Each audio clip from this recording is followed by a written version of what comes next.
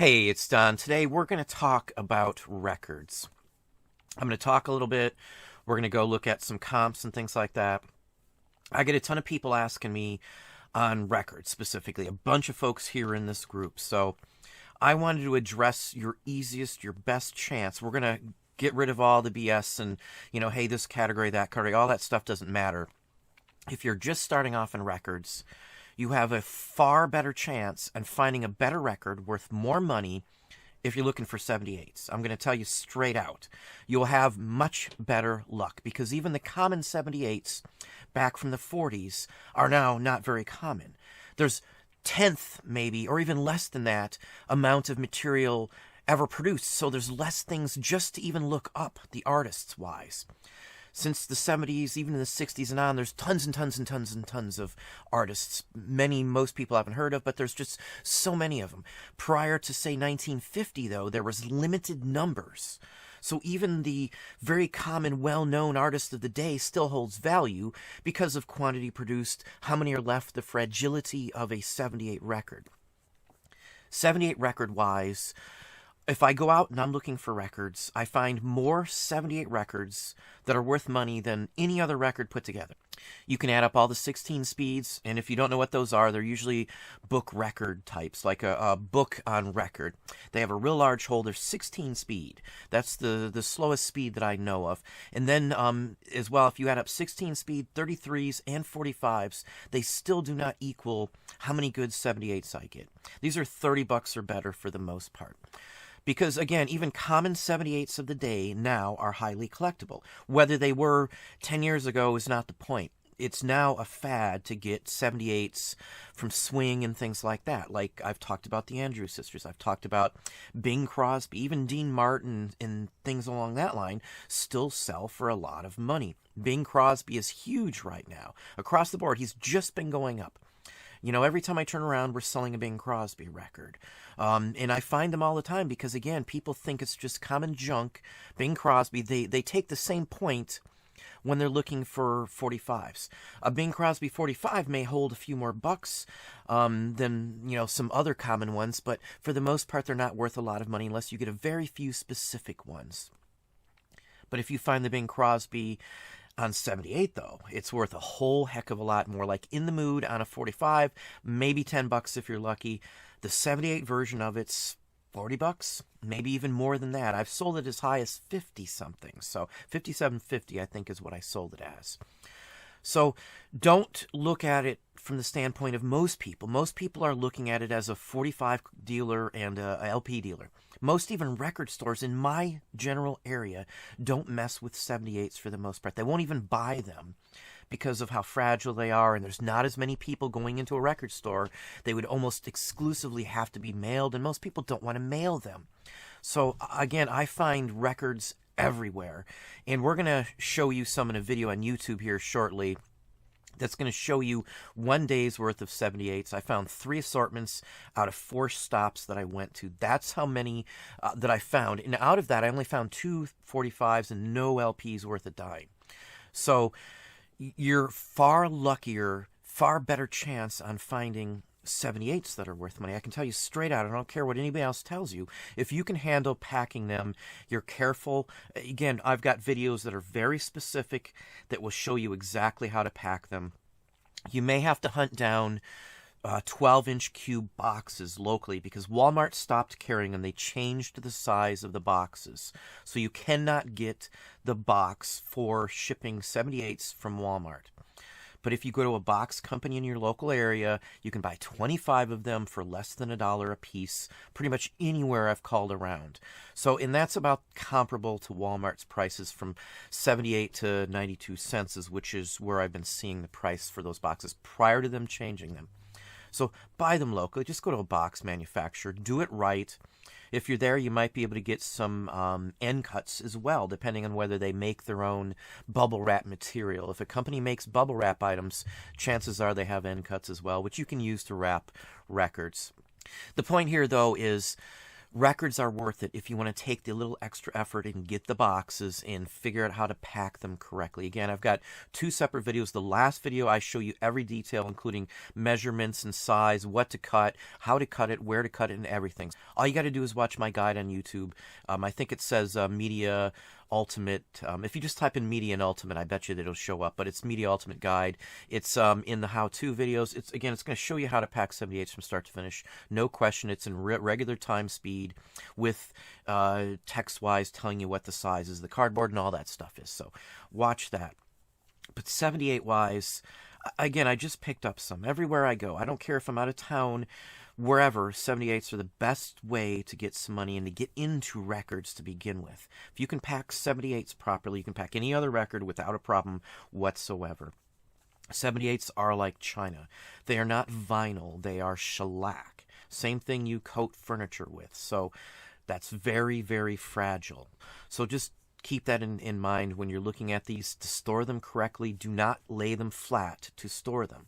78s cannot be laid flat. You're going to end up with a bunch of broken and you won't even know it till the end.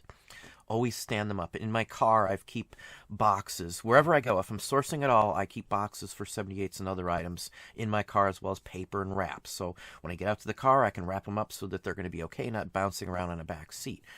If you don't do that, you should. So just FYI. But with the boxes, I've got cushioning so I can stack however many I get in the back of my car. It's a van, actually, and it's basically just a work vehicle. And that's what I do. So I always have boxes if I'm sourcing, because probably 7 out of 10 stops I go to, the type of places I go, will have 78 records. May not get some at every stop, but I do find them at probably 7 out of 10 stops. You might find 7 out of 10 stops with 45s as well, but only 1 out of 10 stops will I actually buy a 45. Most of the time, they're very, very, very common. The difference between 78s and 45s in quantity pressed. 78s may have been a couple 100,000 at the very most. 45s were into the millions. Almost any of the ones past, say, 1958 or later, national labels and things like that we're talking about. There was tons of them made, but 78s in general stopped being made, so even some of the later ones are still worth money. Most 78s were fragile, they're played for a long period of time, and they'll wear out as well. People had to buy them. If it was like in a radio station or something, they were playing straight from a record, straight to a live broadcast, so it wasn't pre-recorded or anything like that back in those days. So the amount available is less. But even, as I said, the common people who are on 78s are still carry a value. Even comedy records from 78 still carry a value. Adult style records carry a value. Jazz, pop, whatever you can think of in 78s will have a better chance in holding a value than a 45 or even an LP that's just common because of these factors. So anyway, hopefully that gives you an idea, at least on the philosophy. 78s is what you should invest your time and energy in. You got to be able to find them. So if you can't find them at all, scrap this out. But around here or anywhere I've been, in Florida we found them, in Virginia we found them, in Mississippi I found them all the time, in the South. Detroit I find them all the time. Ohio, Indiana, Wisconsin, and anywhere in Ohio and anywhere in these areas that we've sourced, I always find 78 records. We found them in Boston all the time. I can't, even in Georgia, wherever I've been, California, I found them. Nevada, we found them. Everywhere I've been, I find 78 records. So I would almost have to say that it's a universal thing that you're going to find 78 records. Let's hop over now for a second and hop over to the screen.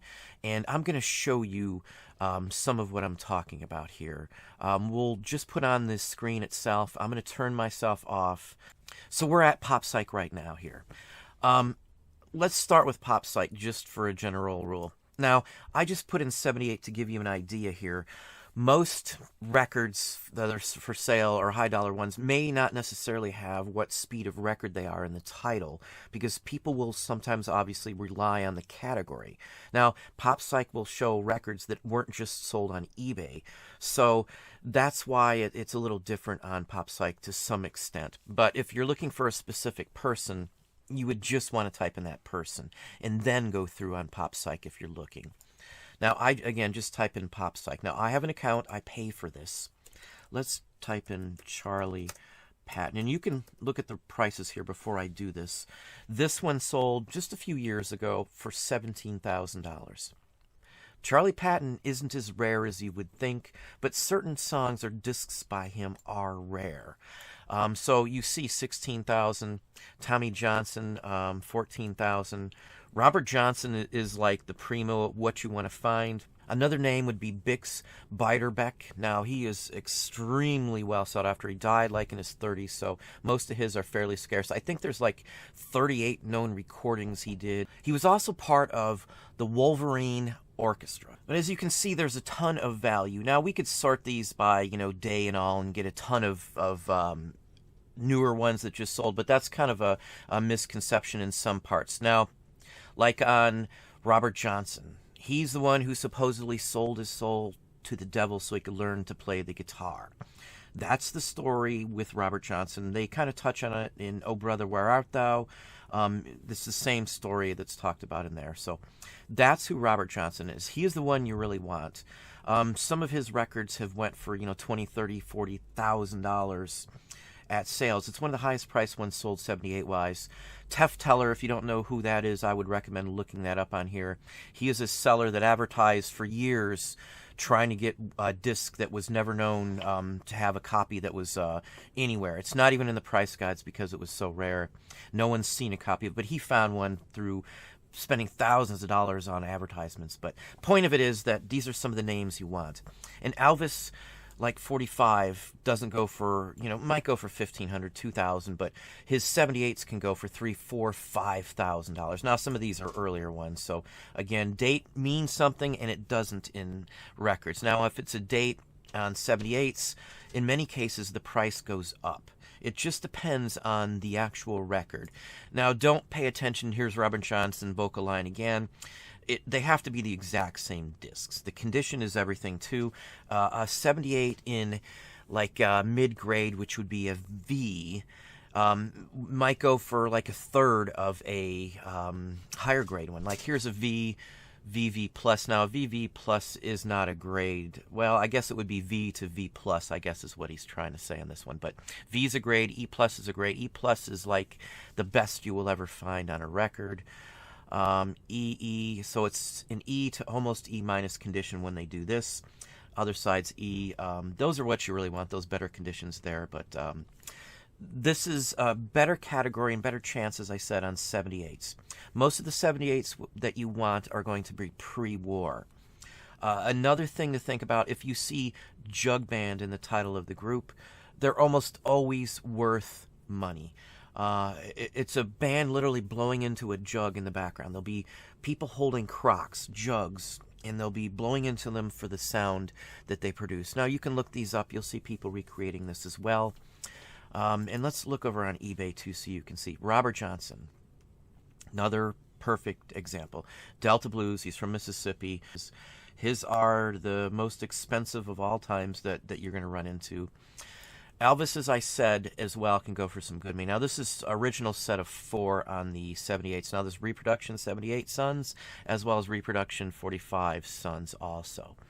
Jug Band, as I said, it doesn't even necessarily matter which jug band it is. Most any jug bands sell for some good money across the board. And again, Vocal Lion, that's another one you want. Henry Thomas is another one of those awesome blues guitarists. Clean, you'll see that listed in there, just meaning that it's a real nice copy. It looks like mintish. Now, we're not going to look at any of the newer 78s or anything like that. We're only interested in vintage ones, and you can see Elvis as well. Now, here's Complete Set. They're probably beat or have some other issues to be going that cheap. Again, pre-war jazz I do the best in. I almost never find an Elvis or anything like that because everybody knows to look for Elvis. But most people don't know Vocal Lion, Henry Thomas, or Blind Willie McTell, or any of the performers that you're going to see on the early 78s. Most people don't spend the time. They don't know them. But 78s, people know because they know the 45s. They may not know much else about 78s, but they'll know an Elvis 78 you need to buy, or a Blind Willie, or anything along that line that you would need to buy. Charlie Feathers would be another good example, like on a King 78. 45 or not, it's worth money. Anything Charlie Feathers. Those are rockabilly. Those are 50s. I do far better finding early 20s, 30s, and 40s 78s than I do any other type of record on the market. Again, this is just here, so don't go sharing this philosophy. I always score out on 78s far ahead of anything, as I said, and the majority of them are pre-war. I almost never find any good doo-wop 78s compared to jazz, early jazz from the 20s. I do sell 78s, you know, in the doo-wop and rock and roll and the whole works, but again, they're just so hard to find because everybody knows the names on them. There's so many people around. Most of the early 78s from the 20s, 30s, and 40s, most people don't collect or they don't know the names. They're old-timers collecting them if they're collecting music from the 20s, or jazz aficionados that may not know, you know, much else other than they want that specific record.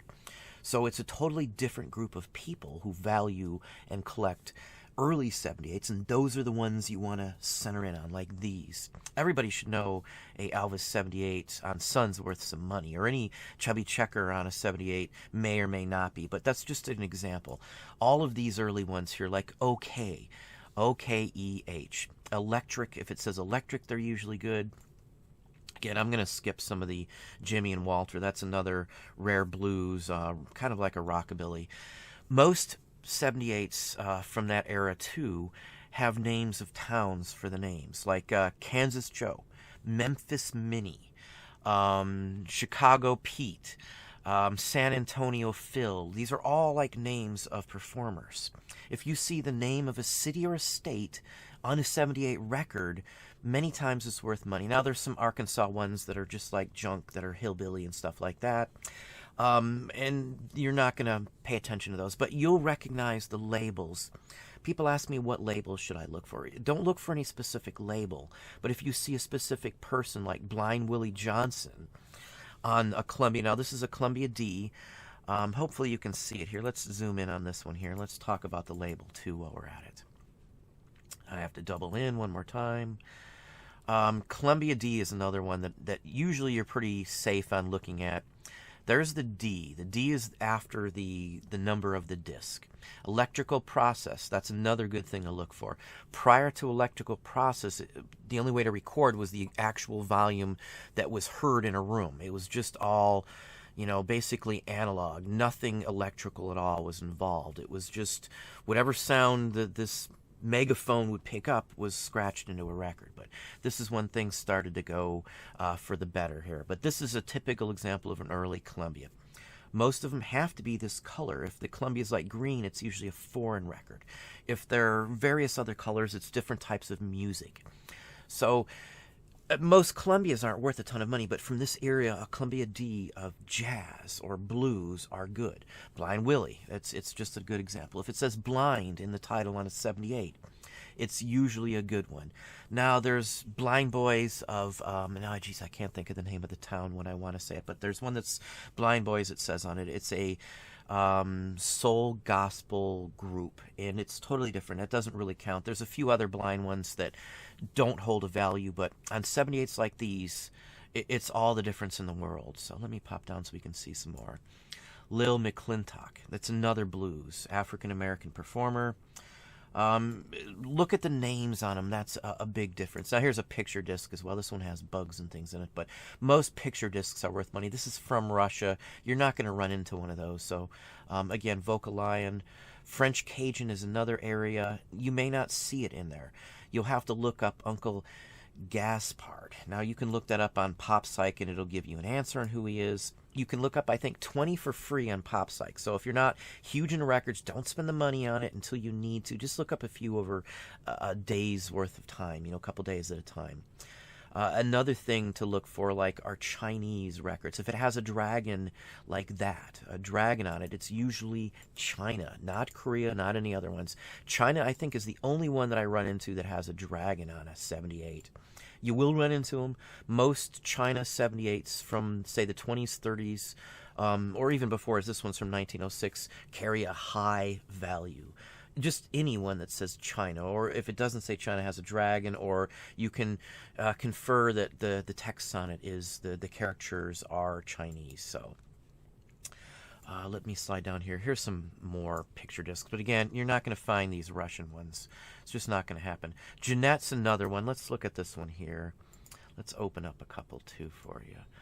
In fact, let's look up at this one here and talk about a few of these real quick.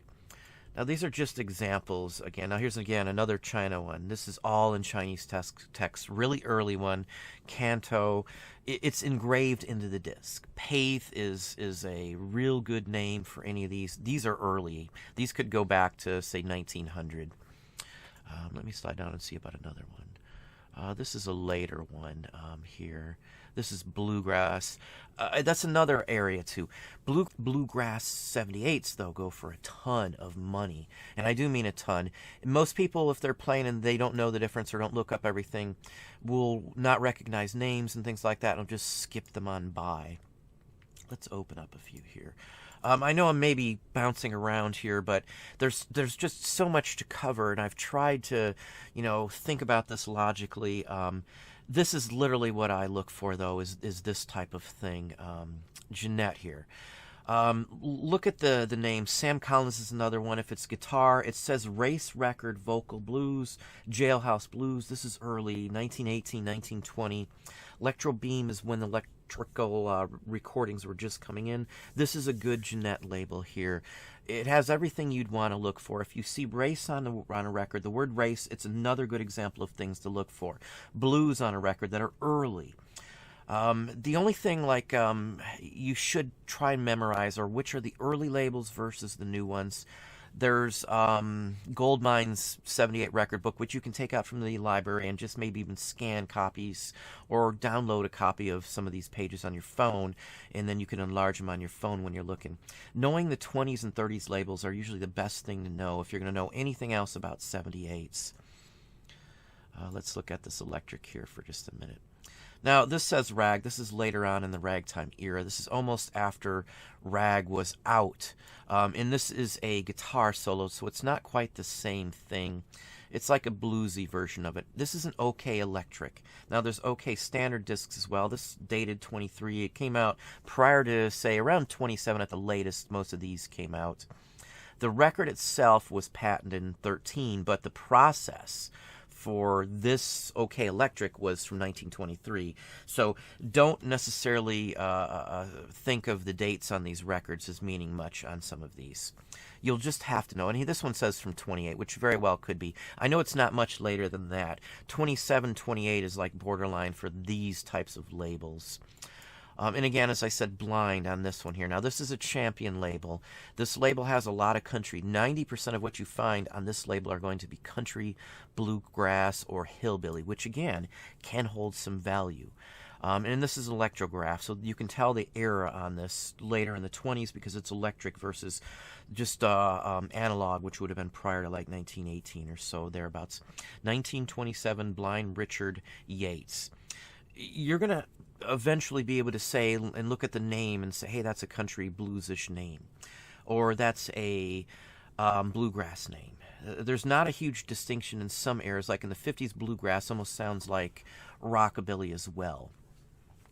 This is the category, though, again, as I said, these 78s from the 20s, 30s, or before are going to give you the best chance to find valuable records. Now, there's people in this group here in Patreon who have sent me messages or even post comments that they've sold some good 78 records, even overseas and things like that. Again, I'm going to say this one more last time, and I might accidentally say it again, but I do far better on 78s. I find way more 78s than I do any other records that are worth money. Now, I buy tons of 45s. I outbuy 78s like 50 to 100 to 1 because I buy 45s in huge mass quantities, but I have almost nothing into them.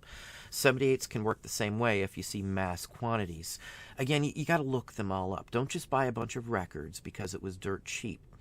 1,000 78s for $200 may sound like a huge great deal, but you may have $5 78s. I would never mess with selling a 78 that sells for less than $15 anymore these days at all, because it's just not worth my time or effort to mess around with shipping them.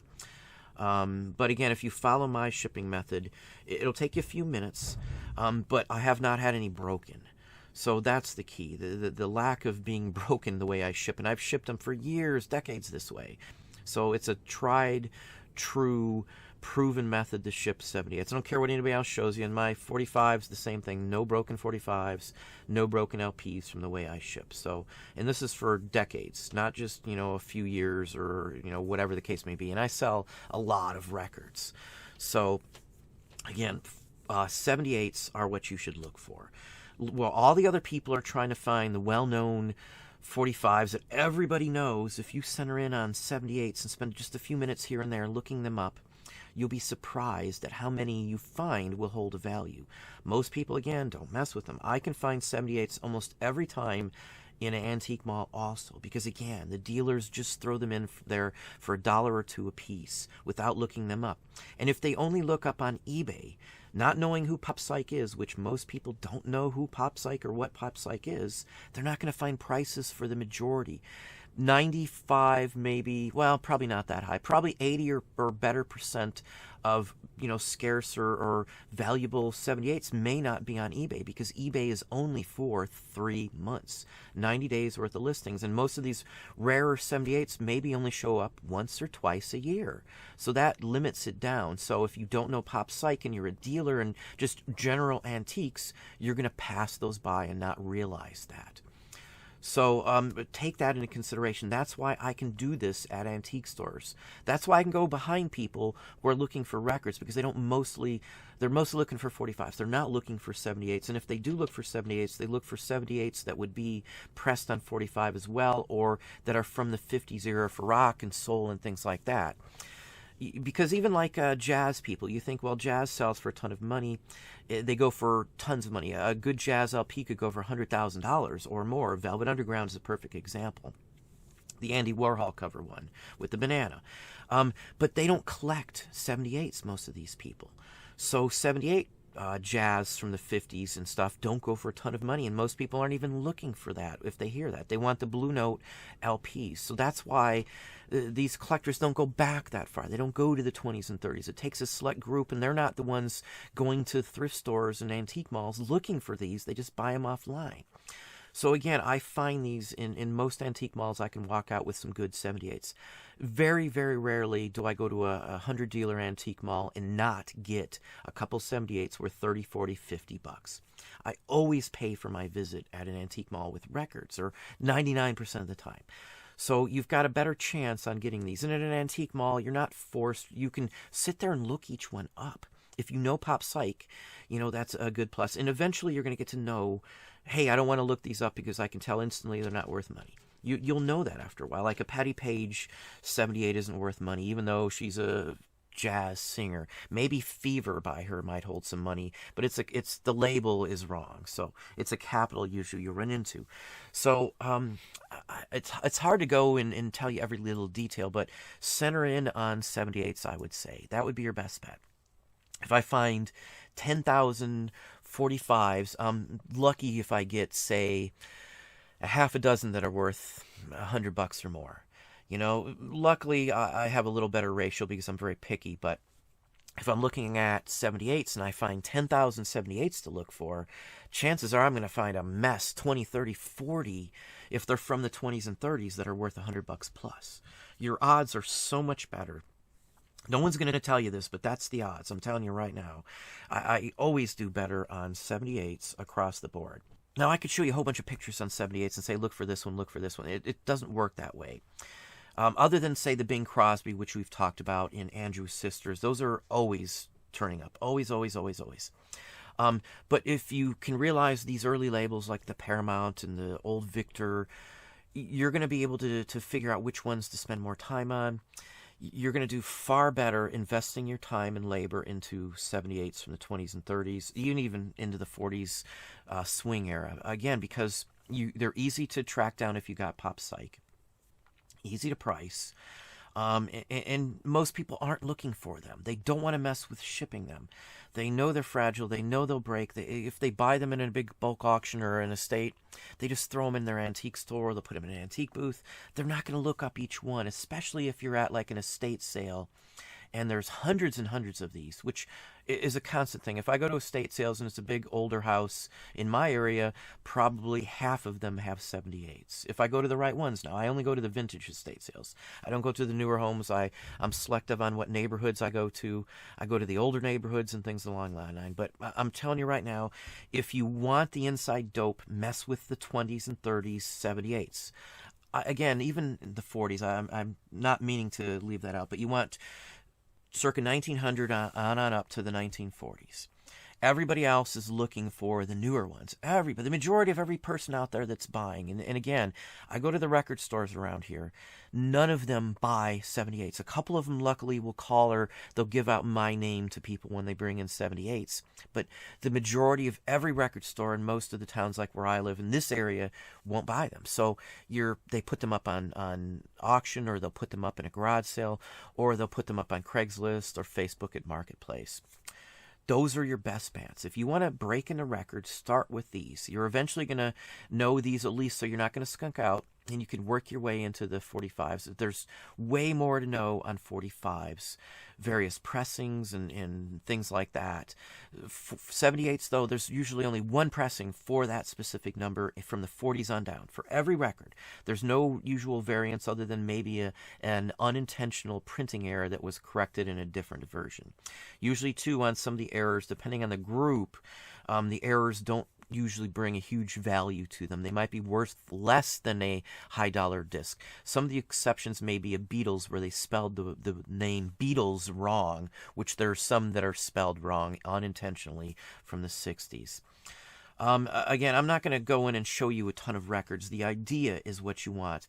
Knowing pop psych is key. And again, most people don't mess with 78s in general, and if they do, they only go back to the 50s for rock and roll and blues, some country, rockabilly, and then into some of the doo-wop of the era. That's usually it. So you're fairly free from the 40s on and down to mess with it. And most people, in general, if you're trying to sell records, and you find people that are advertising records, 99% of them don't look at swing. If you tell them it's swing, or you shout out some of the names, they aren't even going to come and look at them, even though there's some $60 records. These people want the $100 records, the $300, $400, $1,000 records, and most people don't buy them at all. That's, again, why I score out. That's why I do make more money on these records, because, again, most people don't want to mess with these. They don't think there's much value. They haven't even looked into them because they're long-time old-timers. These records have never carried a value into the last, say, 5 or 10 years, like the Bing Crosby, the Andrews Sisters, In the Mood, Duke Ellington. For the most part, the newer ones don't carry a value. The swing era is what I'm talking about. But they do have some value, like the A-Train or something like that. So kind of branch out from here. Think about 78s for specifics. Look at some of these. Do exactly what I did if you want to learn some. Type in 78 and just scroll down them for 20, 30 minutes a couple times a month, just to get your refresher on it so you know these labels. Like Conqueror, another label. It's mostly country or blues. Robert Johnson again. So he can be on many different labels, so I can't tell you a specific label to look for. There just aren't any. Jug Band, Jug Stompers, Jug Again, Jug, that's another good one. Monarch on a label. Not always jazz, but a good label to look for. Again, hopefully that gives you some ideas. Now here again, James Cole Jug, the Jug Band. Jug is a key frame here. There are Beatles on 78 as well. They're all of them from Asia or India in that general vicinity. They're not U.S. pressings. 78s went in or were carried on in use for maybe even up to a decade longer past when 78s were phased out here, because the equipment to the country didn't have as much money or expendable income. So 78s carried over in Asia for a lot longer than you would think they should have, but that's just why. So again, spend your time doing this if you want to know some of these labels. This is what I did. I far outweigh finding good 78s than anything else. So Blind Lemon Jefferson, again, a great performer. Every one by him is pretty much worth grabbing for $1 or less. Every one. Sunshine, another Kid Ory's. Now, this is another good early jazz one, too. But again, these are what you want to look for. This is what you should spend your time looking at. You'll be impressed at some of the artwork and stylization, like this one here. I always loved the little Polydor character on there. Another Vocalion, Robert Johnson. Again, just spend some time looking at these. I could show you hundreds and hundreds of records, and it's not going to mean much to you, even if you try and memorize these, because there's so many rare records, and they're not going to be either on eBay. You'll find a better chance or breakdown of them on PopPsych, but again, you're not going to find the 78 designation in every one. Just start looking them up. Some of the basics I'm giving you will give you an idea on which ones are good ones to look for. Paramount again, Vocalion, Scroll Victor. You keep seeing the same label styles over and over. Paramount, Victor, OK, Electric. So just do this. This is what will give you a better judge on it. Black Patty is another label. I just lost it. Hang on. Let's open up the Black Patty. And I will leave it at the Black Patty in just a second. Here's an early Brunswick. This label will be Frank Sinatra's first record. It goes for 1,000. It doesn't say Frank Sinatra in it either, so just keep that in mind. Here's another Delta Blues one, Delta Masterpiece. But where did the Black Patty label go? Hang on just a second. Did I miss it? Yeah, let me just go up here and let's just type in Black Patty. I'll give you one more. This record is mostly, it'll call it race record. These are African-American performers for the most part on this label. Any one of the Black Patty I would buy for $1. Not all of them are worth more than 10, but I would still take a shot. Now, Black Patty. Again, as I said, you can't just type in 78 and find the best records. This one doesn't say 78 in the title. $16,000. Only known copy. Long Cleave Reed. Now, there's other records by him, but that's the only copy of that. Black Patty is a specific label just for race records. And it was, I think, produced by someone else. Yeah, Chicago Record Company. This is another good one. If you just look at high dollar 78s, you'll far better have a better judge on knowing what to look for than if you're just trying to source down 45s. Because unlike 45s, there's probably maybe 40 at the most record labels that you should at least be able to recognize as, hey, I don't know that one, or I should look that one up. If you're talking 45s, there's like 1,000 45 labels that could have a valuable record on it. And that's probably no exaggeration. There's so many little mom and pop labels that I use dozens of sites for records. And some of them don't give me prices at all. It only gives me a location where the record was pressed. And that's about it. So I source things down more detailed than most people. I won't go into a big detail on that because unless you're into this heavy, it's just going to be a lot of lost information. This is going to far outweigh you on anything else, spending your time doing what I'm showing you right here. Just go to PopPsych and do this. And if you want to have a little better luck on it, you can type in Paramount and then do a similar search for Paramount on PopPsych. And you can source it down that way as well. Same thing on eBay. And you can source down it in the records section too on eBay, which is a little better off because then you can just limit it to, let's say, Paramount. And in records, so we're just going to do Paramount. And then we can source it down just to 78s or 10-inch, whichever the case may be. Either way. And this way you can just find ones that don't have 78 in the title. And bunches of these here do, but it's not as necessary at all in eBay to do that anymore. And many people don't. They won't worry about it.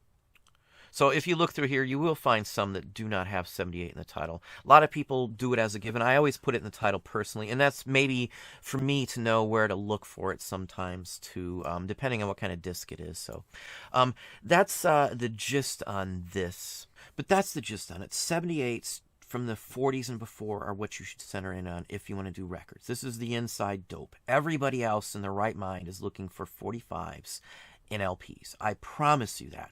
The majority of people who do and deal in records do not mess with 78s in general, unless it's some obvious like an Elvis, as I said. So if you center in on these, you'll have a far better chance on sourcing this type of material than anybody else. Center in on the ones pre-40s. Center in on Bing Crosby, even if that's the case, or down. You're going to find these. You're going to find better 78s than you would 45s in general. And that's just from my personal experience. That's from me selling records for decades. This is the inside dope. This is what my personal recommendations are. Again, I do have better luck, though, with 78s. You'll find smaller quantities of 78s, but your amount that you actually want to buy are much higher in 78s than they would be in 45s. For every 100 45s I look through, I may buy one, maybe, and that's not even the case. It's usually 0 for every 100 I look for on average. You know, I have to look through hundreds to find a couple good ones in 45s.